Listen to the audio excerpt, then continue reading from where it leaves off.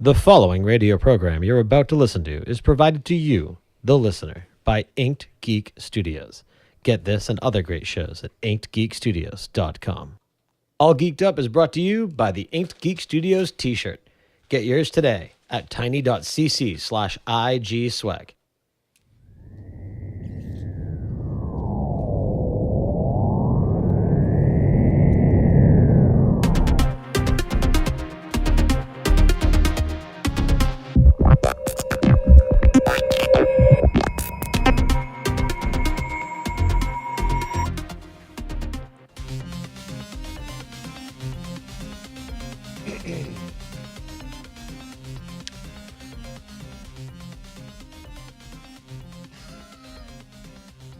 Such a long fade.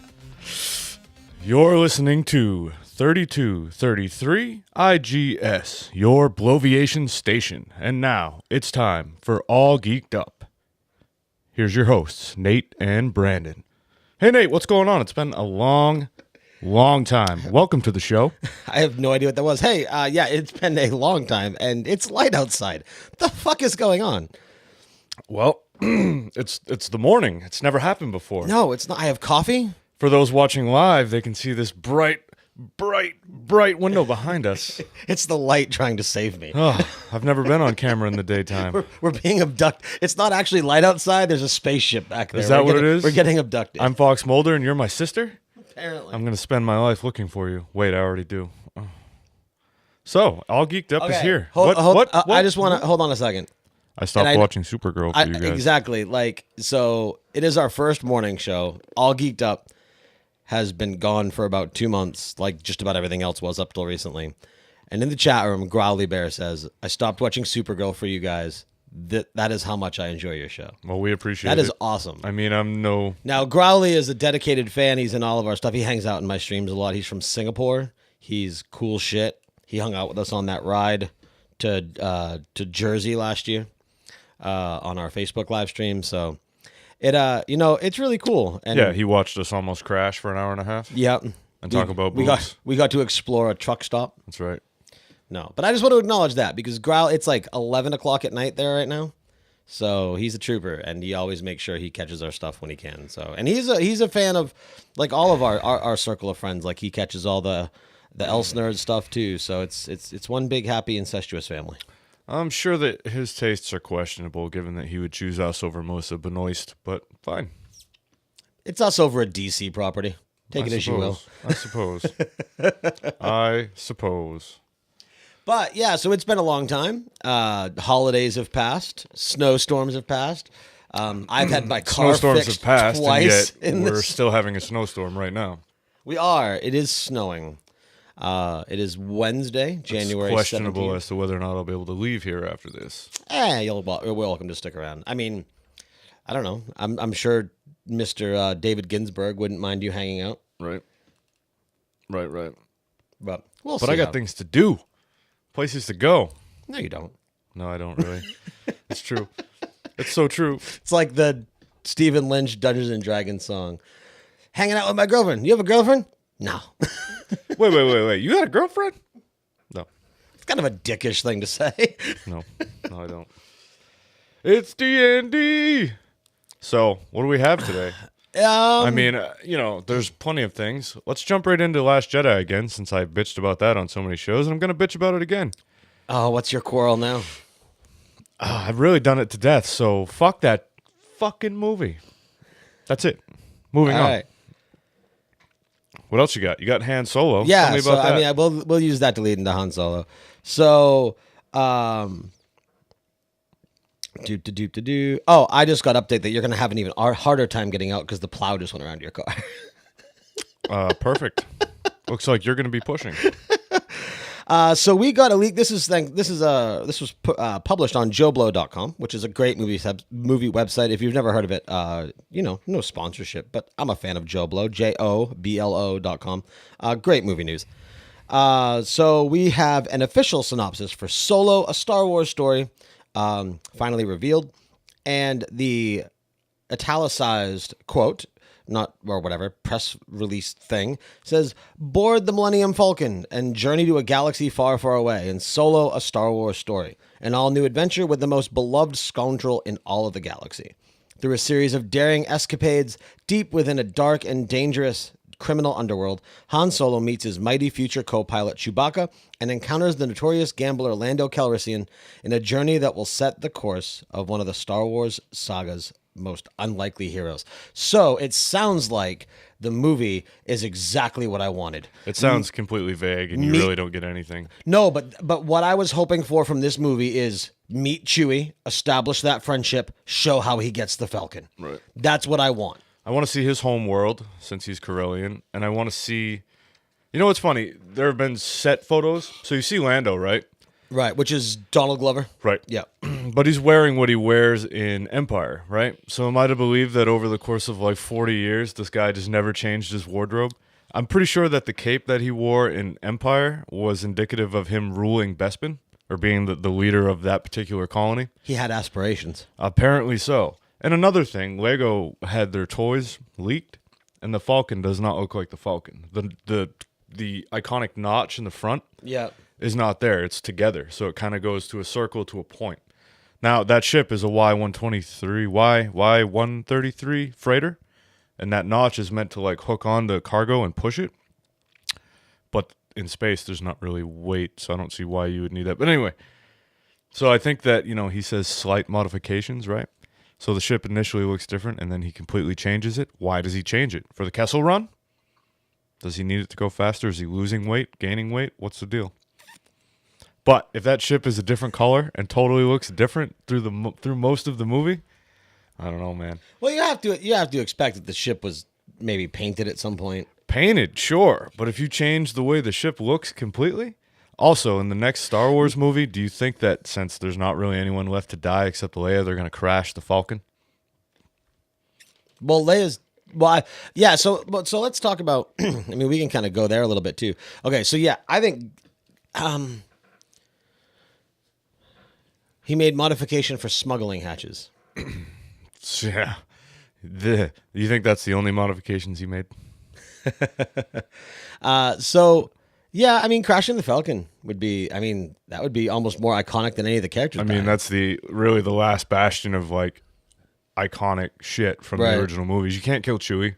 Sure you can. No, I don't think you can.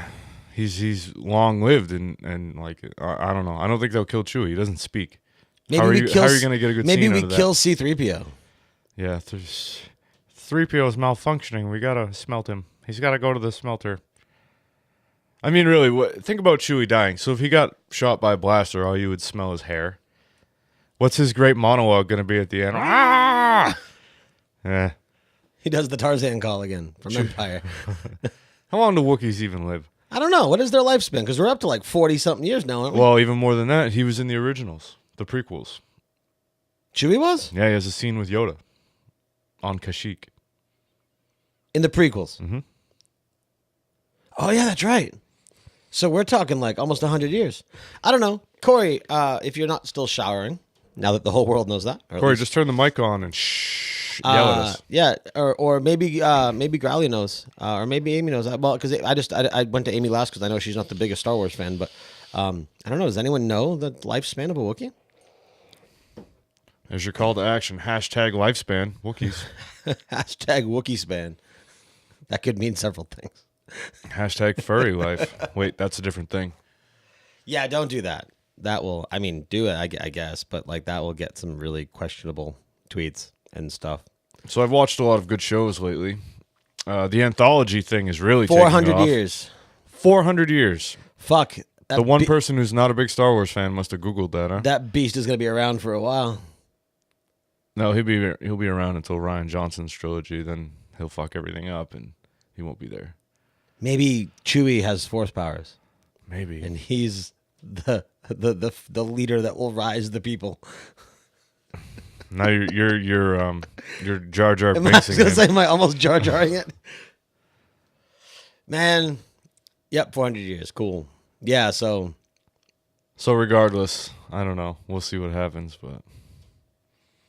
So you're excited for Han Solo? Han Solo. Yeah, I mean, it's probably one of the only movies I'll see in the theater this year. That and Infinity War.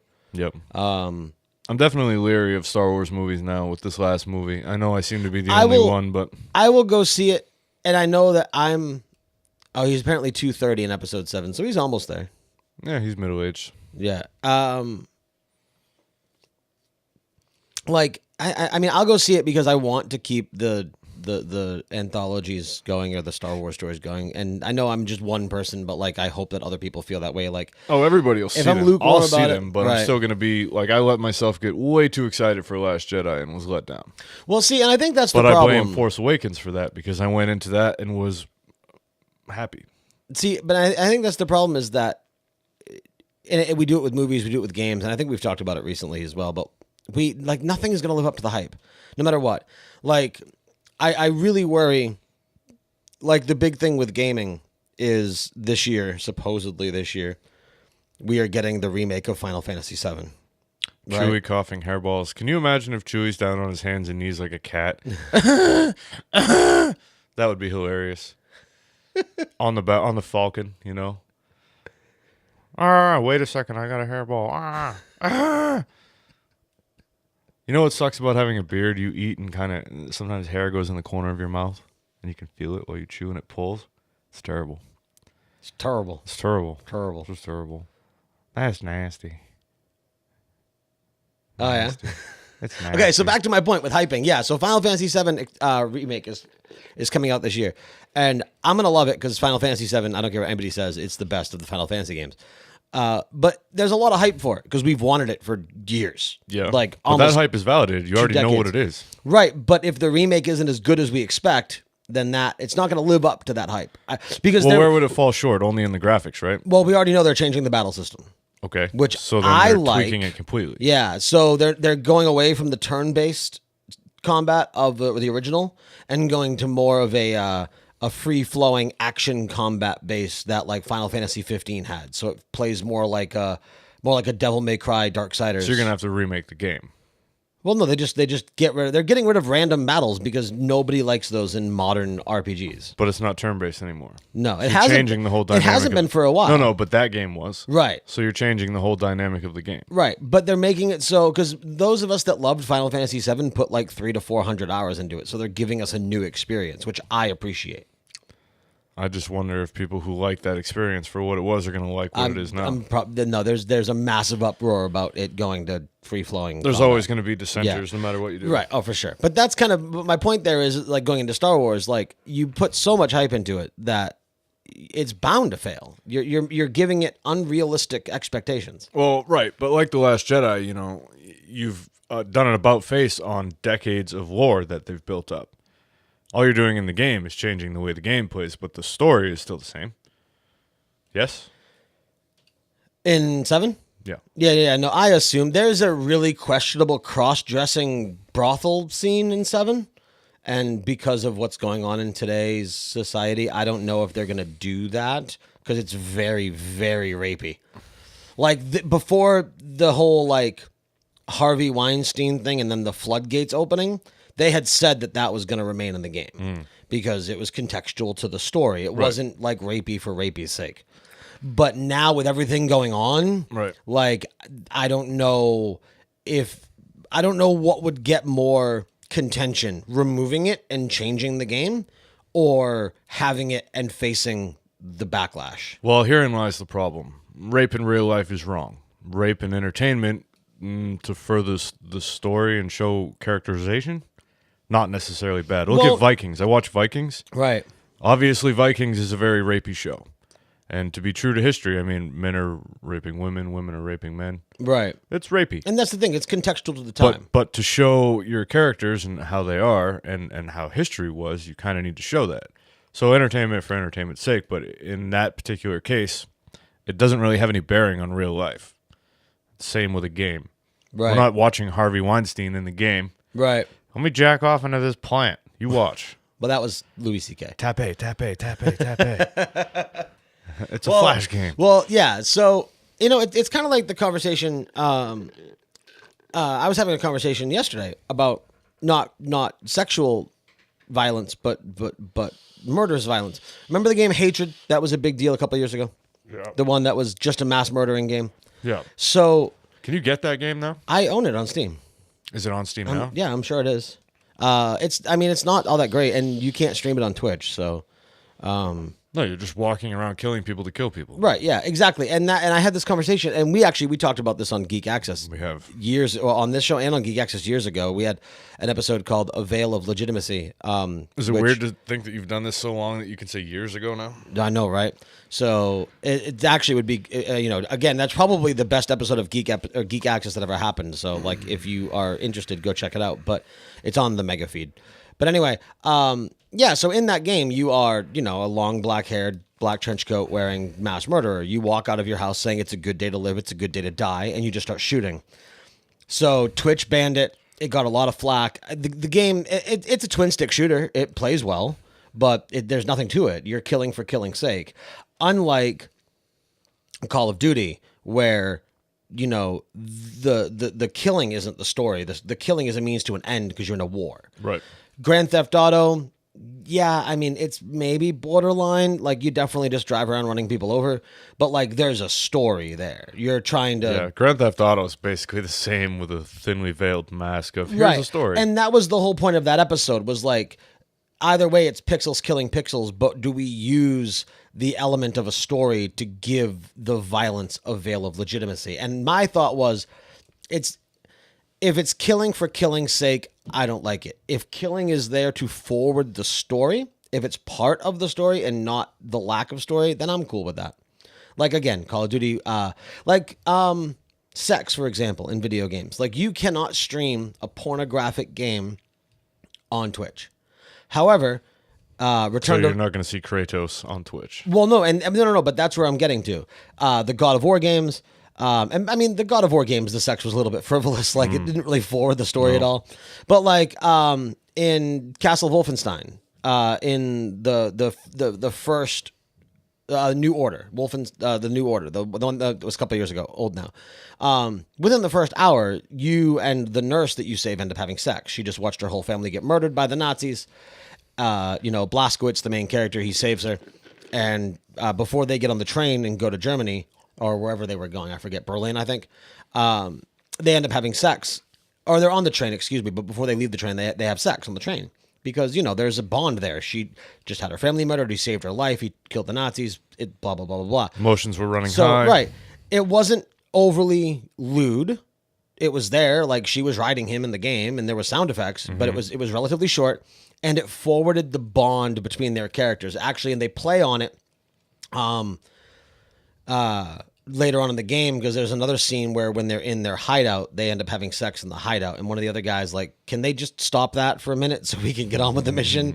Like, it's kind of their character, because that's what, like, they use those moments of intimacy to escape the nightmare that they're in. You get to Wolfenstein 2, your dad makes you murder your dog. Your mom gets the shit kicked out of her. Your dad throws out some racial slurs towards Jews, slurs towards colored people. Like, but again, it's not something that's racist for racist's sake. It's based in the 50s because it's a fake storyline where the Germany won the war. So it's there to forward the story. Like, his father is as vile and racist as he is because it shows why Blazkowicz is against all of that. So that's all there to forward story progression.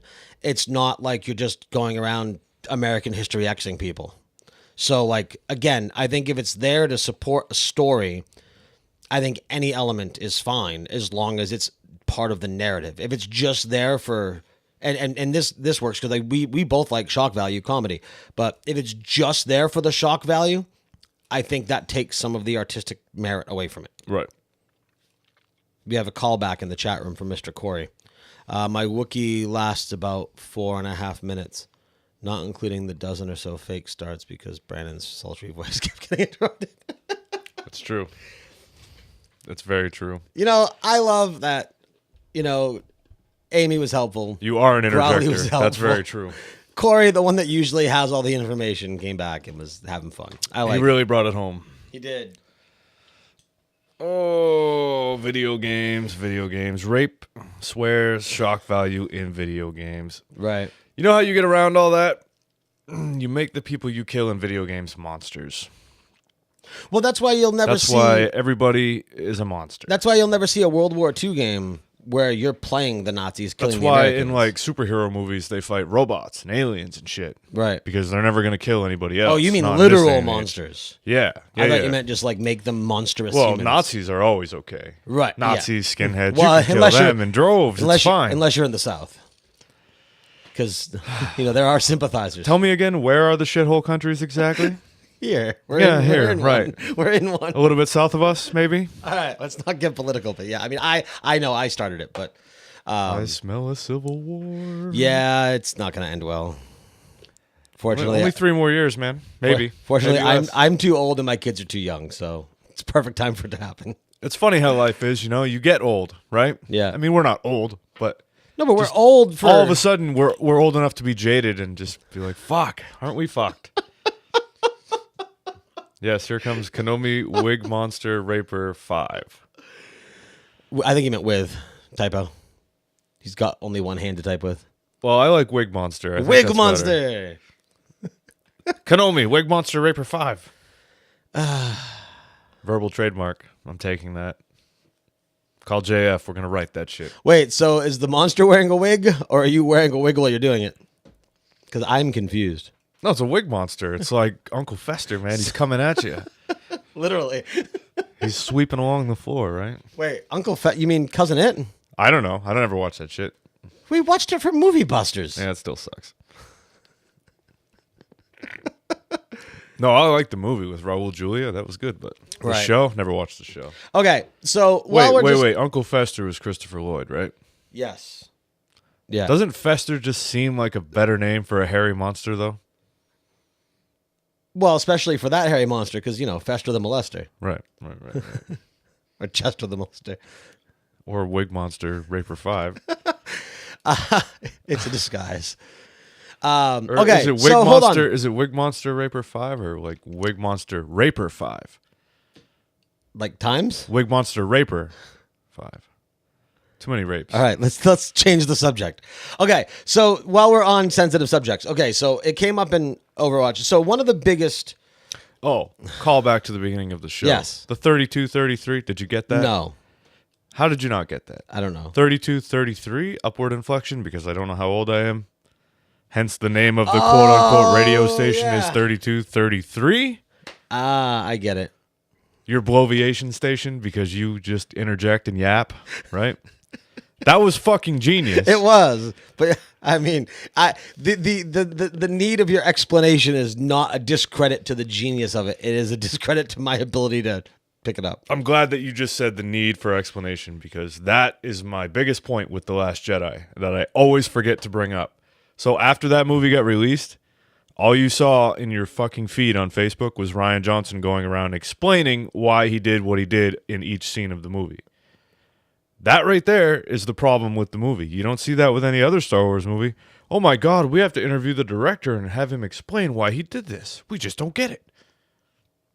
Fuck.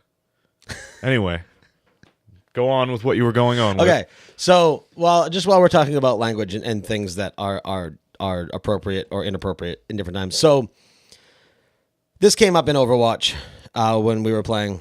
By the way, yeah, we'll talk about that too because that happened. Yeah, it was cool. So all right, so one of the biggest words used in first-person shooters and online gaming in general in late 90s, early to mid-aughts or so, it started to kind of die out and other things took its place, was the 4-letter F word or 3-letter F word, whether it's plural or not, and we both know what I'm talking about. I'm not going to say it on the stream because I don't like the word. But you know what I'm talking about. And if you don't know what I'm talking about, you'll know what I'm talking about once I say this acronym. A cigarette? Yes, exactly. So anyway, you're obviously familiar with Call of Duty. Yeah. So Call of Duty Modern Warfare came out in whenever. And it was huge. It was the biggest online first-person shooter hit there was. It changed the face of first-person shooters for online multiplayer because every single one since then has virtually been a clone. So that word got used. Now, if you are unfamiliar with Call of Duty or unfamiliar with a certain tactic used in Call of Duty called the noob tube, It is a grenade launcher that is mounted under the assault rifle. And if you are playing, whether it be a team deathmatch or back in the day headquarters before it became hard point, whatever the fuck it's called now, or anything else, you go to your alternate fire and launch, because you spawn in one of 2 locations. So you launch your grenade to the other location, hoping to get some early kills. Right. You also will do it around corners, things like that, right? So it's called grenade spam, right? So in their ingenious marketing ability for Modern Warfare 2, Activision and Infinity Ward ran a promo. And that promo was fans against grenade spam. And they totally took the word and said, you know what? We're going to take its power away. And that was why they did it. They did it to take its power away, because they changed the meaning of it. So it no longer meant what people were using it as, and it was fans against grenade spam. So that's what it became. Like, whenever anyone said it in Modern Warfare 2, it'd be like, yeah, we're fans against grenade spam. Like, and obviously it became a thing like see you next Tuesday, right? But it totally got taken the wrong way, and everybody freaked their shit. Of course. But yeah, so I don't know. I thought it was clever. Because even if you're taking it back, a word like that is going to have a It bad is. connotation But it's no matter no what you different. do. But like, I don't know. And again, I guess, but it's Call of Duty, and Modern Warfare 2 came with enough controversy because it had that level where you were the terrorist in the airport, and you went through and just mowed people over. Even though you were controlling the terrorist, everyone had a problem with it. Just can't do that. But like, it's no different than, like I said, that episode of SpongeBob where SpongeBob leaves his classroom and says, see you next Tuesday. We know what he was calling his teacher. Right. Like, I don't know. I think language is interesting. Art is interesting, and what we include in our art. But and like I said, you bring that to comedy. Like, look at Anthony Jeselnik, who is purely shocking for shocking's sake. Now, I don't think that those comedians are as long lived. Like, nobody like a Jeselnik is ever going to be a Carlin. No. We've got Jim Jeffries for the modern version of that. We've got Patton Oswalt for our modern comedy superhero. Right, and even those people, as iconic as they can be, they're never going to be legendary like Carlin. They're going to have, a subtle career that doesn't go away. They're always there, but they're never going to be in the spotlight, They're not going to transcend comedy. And you mentioned language, like, language is interesting, and it's an art. There's an art to it. Right. The problem is the people that go around getting outraged about everything without stopping to appreciate the subtle strokes within the language. Right. If you're going to be mad about fans against grenade spam, that's genius. And if you've heard of glad or mad, come on, man. What about Nambla? Nambla doesn't make another word, though. No, that's true. You would bring Nambla up.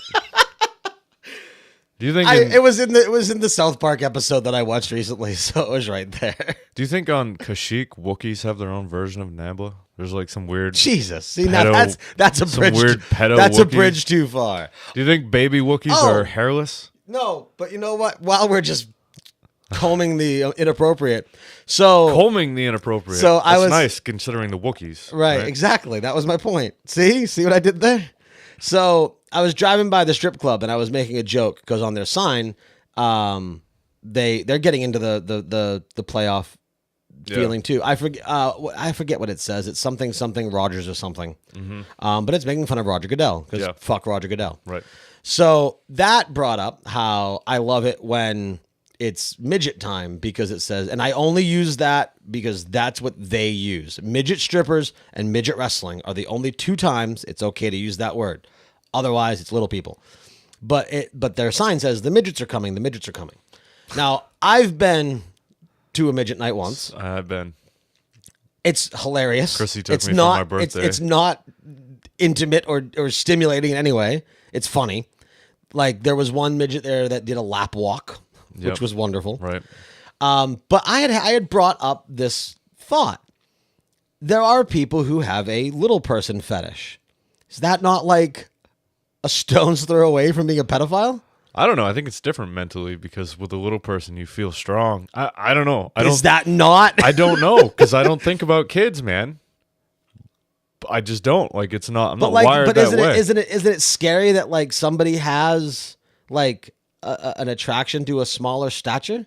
But the smaller stature is like, where do we go with this, man? So, in my midget night experience, the arms and the legs are the small parts, but the middle part, the torso and whatnot, is Saying they had implants. No, I'm saying it's like regular sized.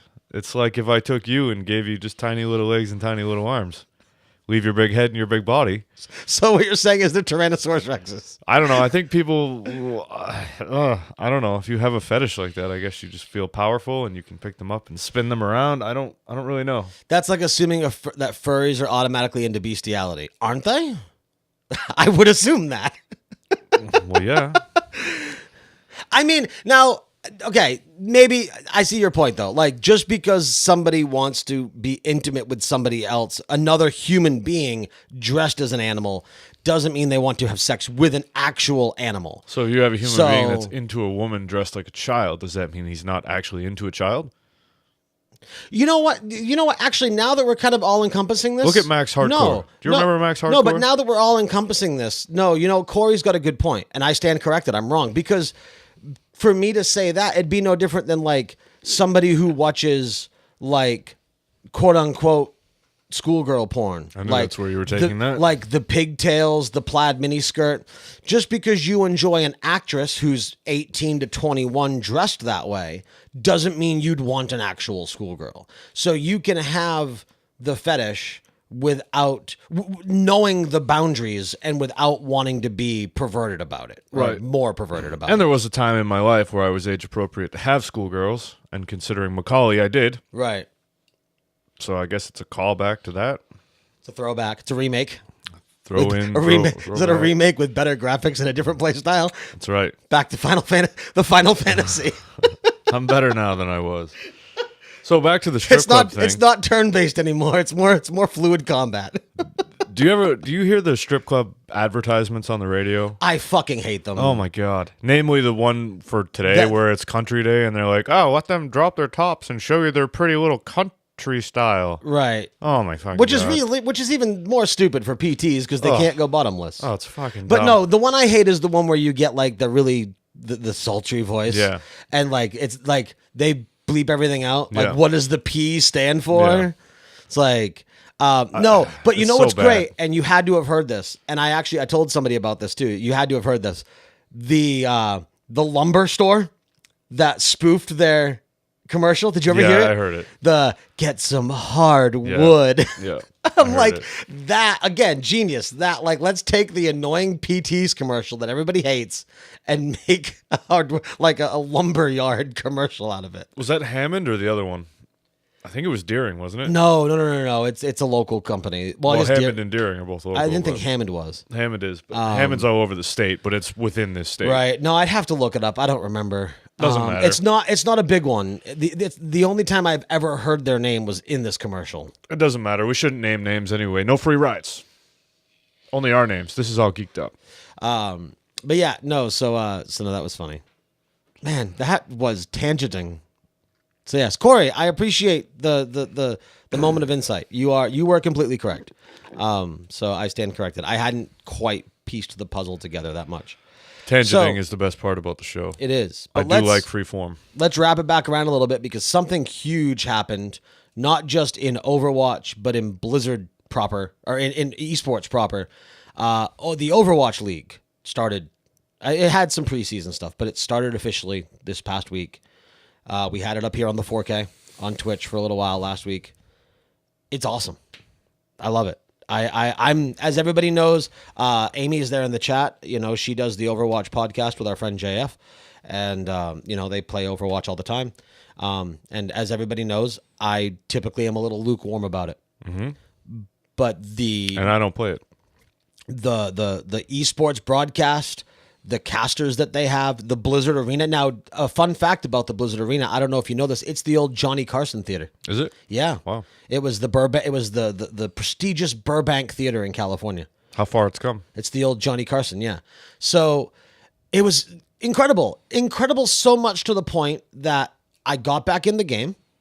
I picked up my Boston Uprising skins because you can buy skins in the game as though you can buy jerseys. Right. Boston Uprising is the Boston team owned by Patriots owner Robert Kraft. The Kraft. So it is a Kraft brand product. And I will tell you, no different. Now, Boston Uprisings, they're kind of middle of the field right now. They're no Patriots, right? How many Korean kids are on the team? There's Korean kids on every team. How Actually, many in on fact, that team? the London team is all Korean. Are they winning? I don't know. I bet Amy knows the standings or can pull them up really quick. But yeah, it feels cool. It's like wearing the jersey. Like a bunch of us played and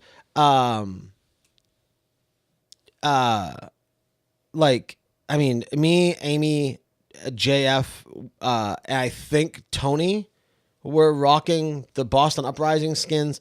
Annalisa and Kinnan, her husband, were also there with us. They're from Texas, so they weren't rocking obviously Boston skins, but like, and I think Tony had made the comment like rocking the jersey, it makes you feel better, makes you play better.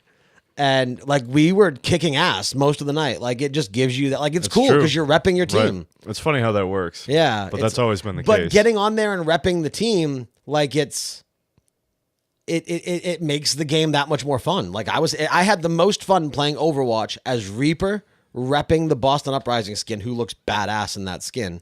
London team's currently in second.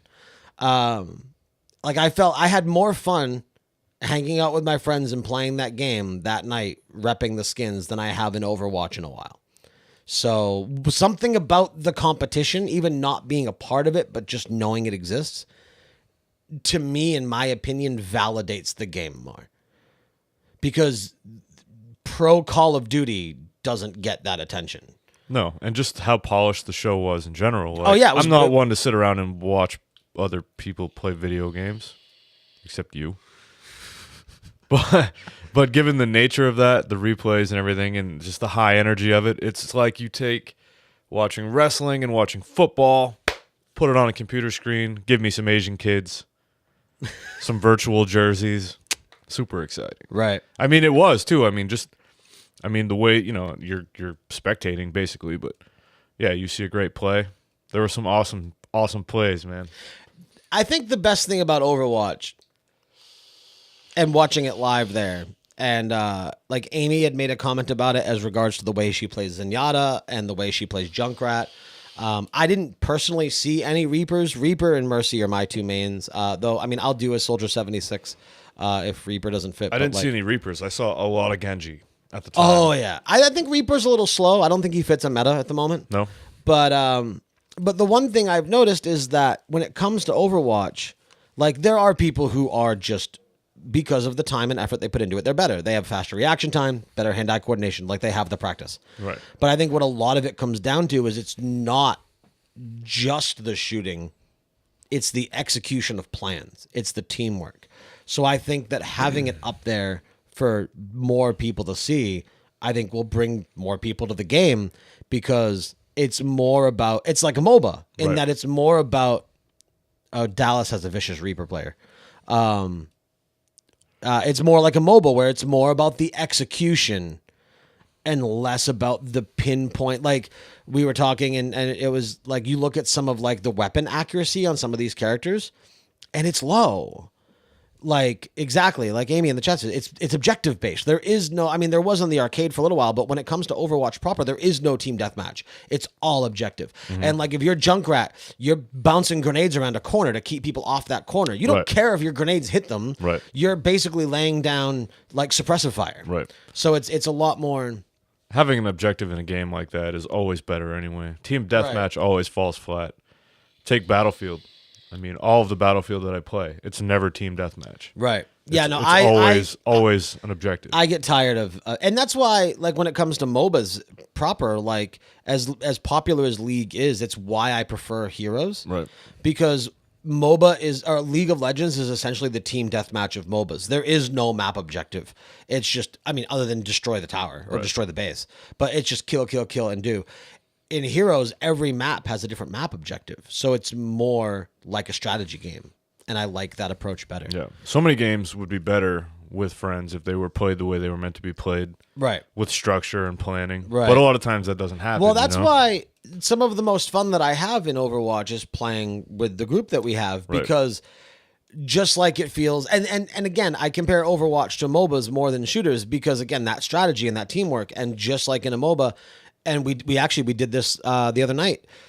So JF typically would main Mei, who is she's the freeze character, and her ultimate is really cool. She throws out like a little disc, and it does this giant circle area freeze where everyone gets deep frozen.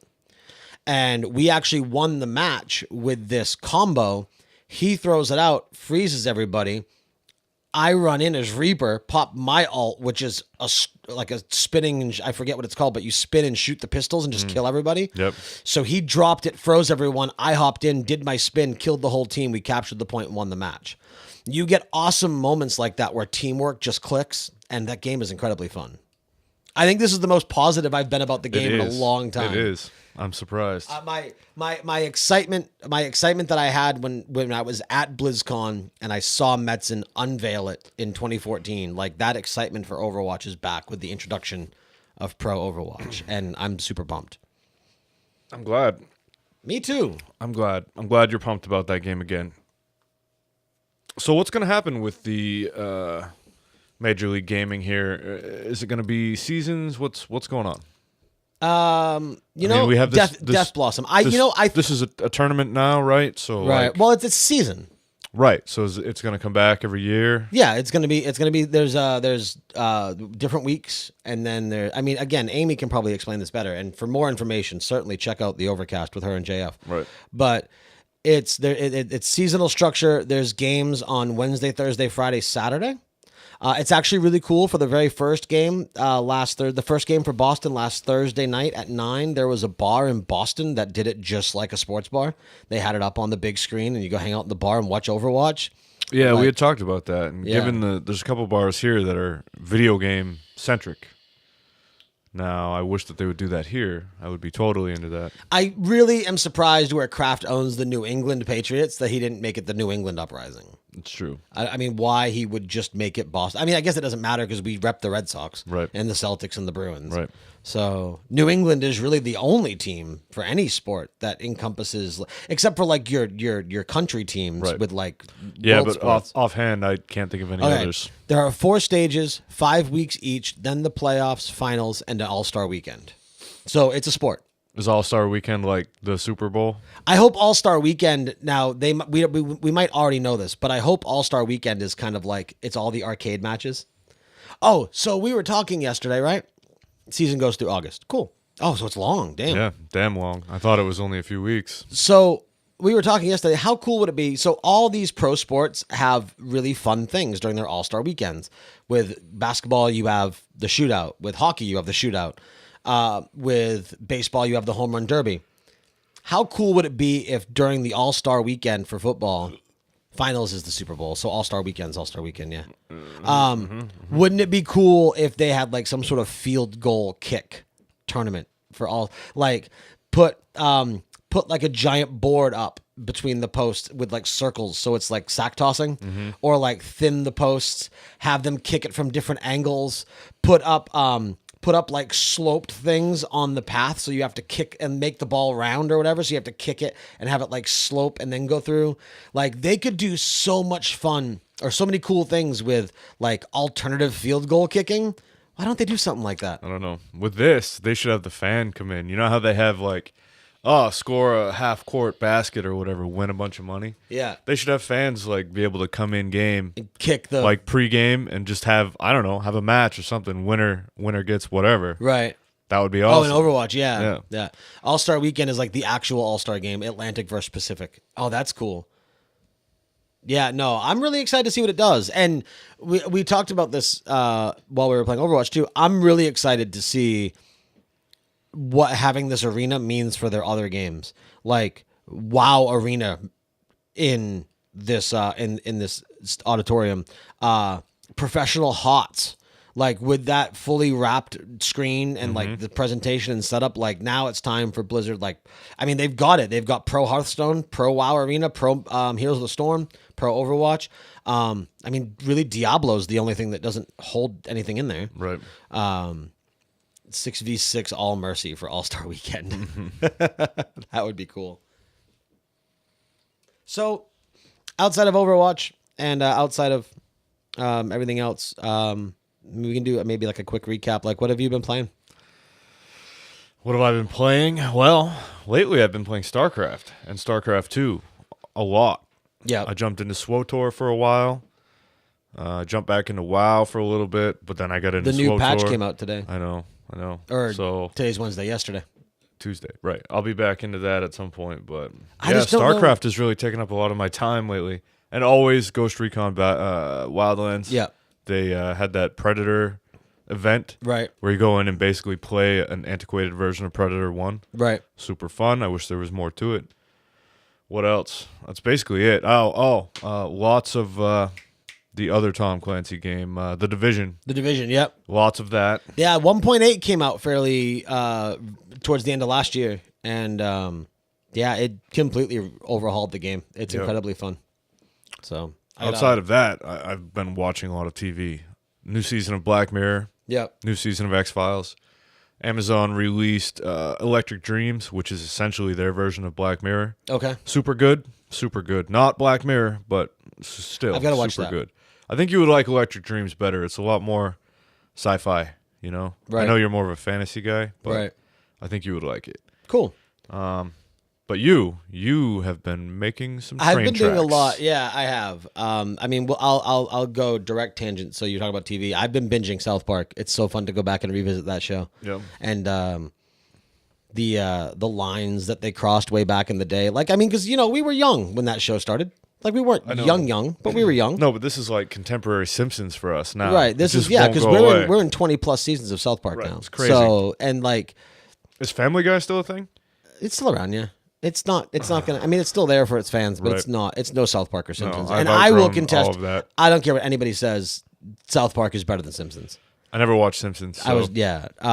Simpsons is still around, but like South Park, they keep it fresh every season, and South Park stays with the times. Right. I don't think Simpsons will be around much longer, given the Being Apu documentary thing where they like break down the racism that is Apu. Oh yeah. Pretty sure Apu is going away on The Simpsons, and I think that show is just going to unravel now. Right. But who knows? I don't watch or pay attention, so we'll see. But yeah, there was that episode of South Park where their teacher was hot and she was a lesbian, and so they all have the crush on the lesbian teacher, and the boys go to Cartman's house, and you see Cartman crawling around the floor licking his rug, and the boys like, Eric, what are you doing? And he's like I asked my mom like something about like how do I get a lesbian to like me, or what are lesbians like, and they like licking carpet. Right. And I was like, I forgot they got away with this shit. My favorite and when you episode watch of it that on show- Hulu, it's all unedited. So like after season 3, it's like fuck this and fuck that. Like all the shit that Really? got beeped out, it's all unedited. Oh, that's perfect. Oh, it's great. I might have to dive into that. I didn't know that about Hulu. Yeah, all of Hulu's are unedited. My favorite episode of that show is still the 300 spoof. Oh, and are you aware? This is Lesbos. Are you aware of Scissor what me Kenny timbers. says? Because I looked it up, and we know what does Kenny say? I looked it up, and we know just about what he says in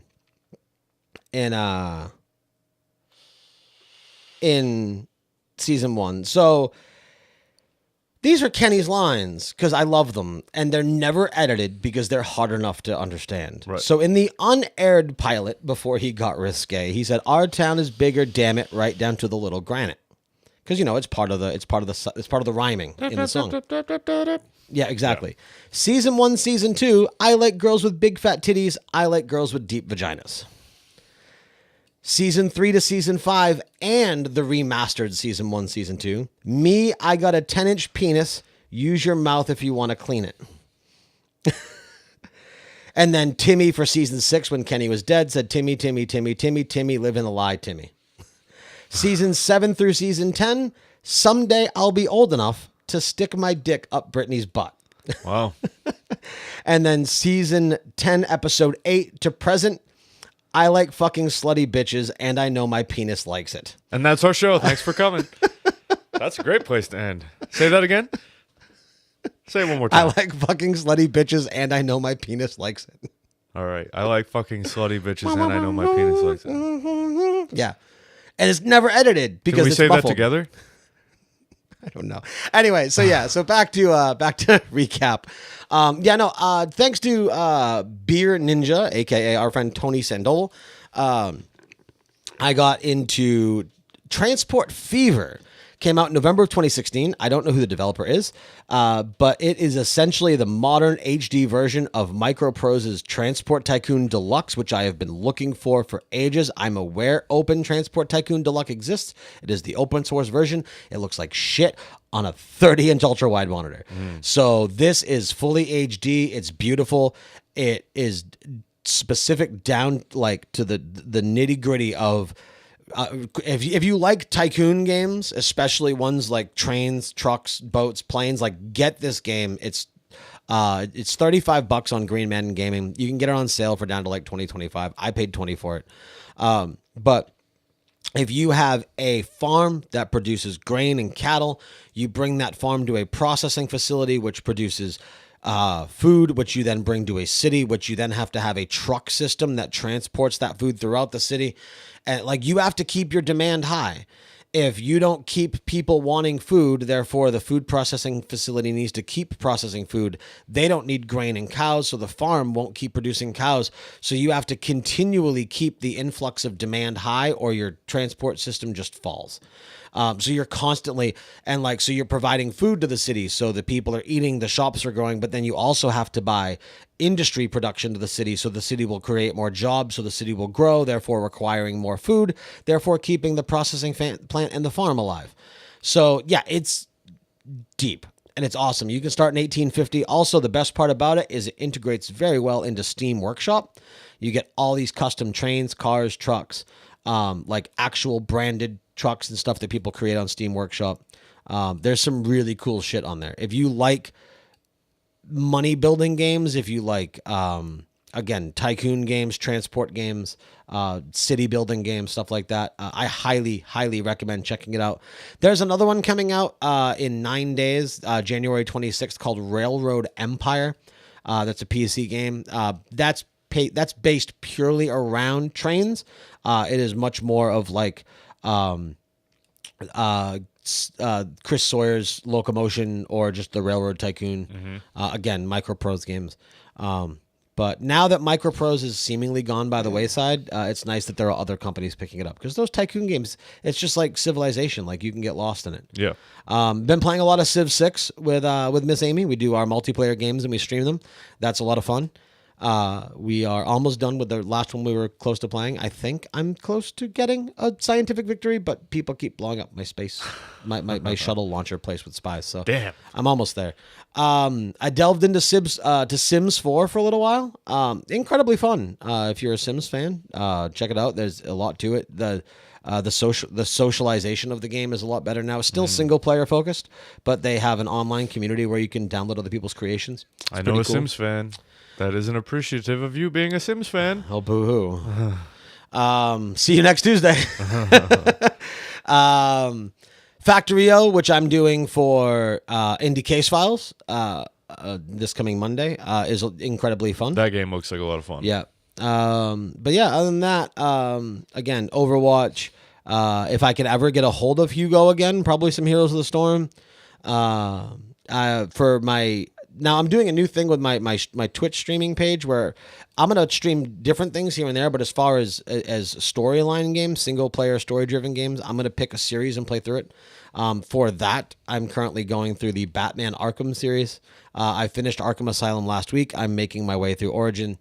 I'm sorry, not Origin City. And then Origin, which is chronologically the first one, but the third game in the series, and then Arkham Knight. I'm really excited to revisit Arkham Knight because not only do I have the new video card, but also the game is significantly more optimized than it was when it first dropped.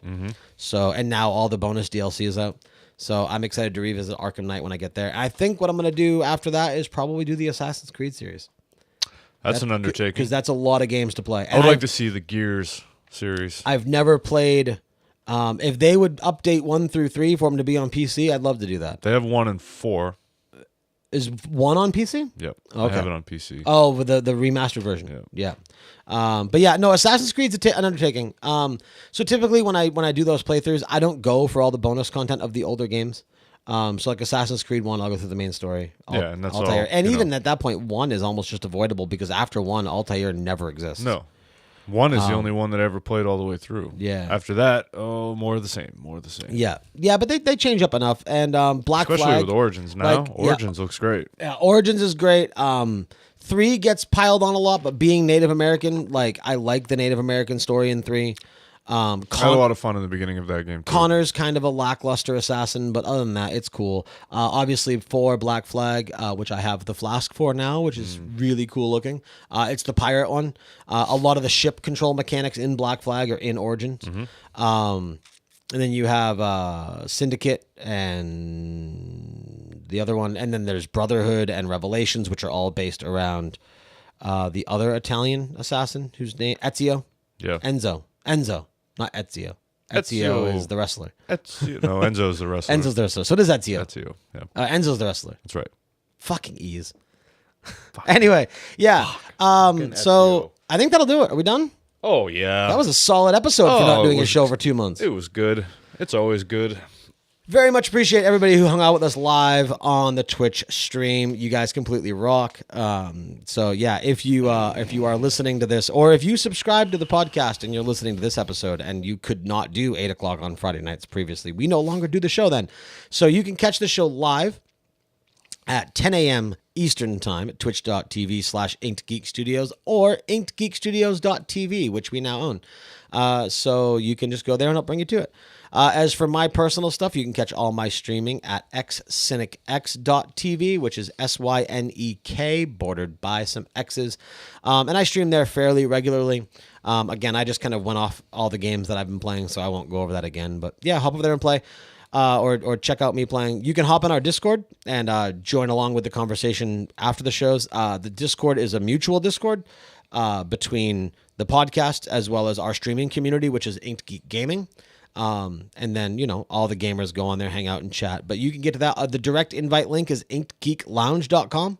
So just type that into your browser. It'll pull up Discord, ask you if you would like to open the Discord app if you already have it installed. And yeah, join in there, hang out, have a good time. It's a lot of fun. A lot of people are fairly active in there. We've got maybe half a dozen Inked Geek Gaming streamers who are on fairly regularly. So hop in the Discord and hang out. Other than that, no Mind of a Geek this week because Brandon and I will be at Limitless Wrestling. So no Mind of a Geek on Friday. We will return the following Friday with Mike TV. That'll be at 9:30 p.m. A week from Friday. Again, Indie Case Files this coming Monday with myself and Miss Amy Frost. I will be doing Factorio. She will be doing. It's another Tycoon-y game, really, but it's not.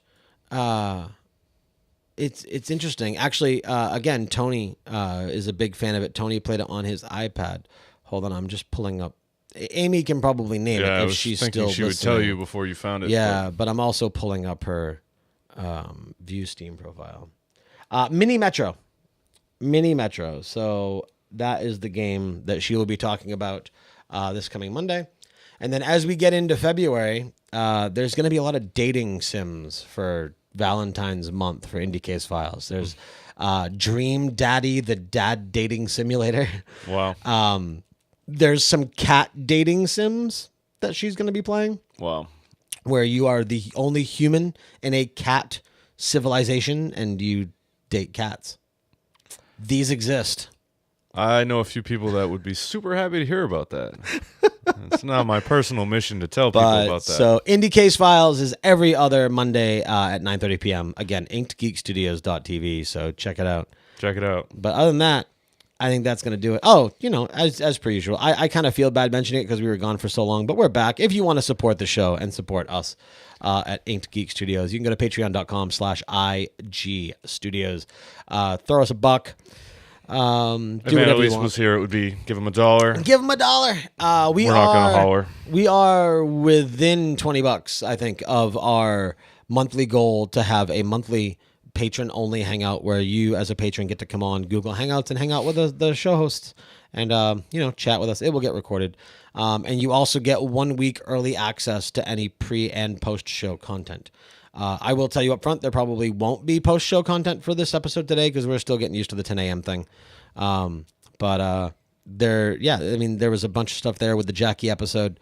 I'm sure there'll be a bunch of post show content with Mike TV next week. Oh yeah. So that'll be incredibly fun. But yeah, again, that'll do it. So for our live Twitch audience, for our podcast listeners, again, thank you guys very much. For Brandon, for myself, and for the rest of Inked Geek Studios. Thank you all very much for listening, and we will see you next week.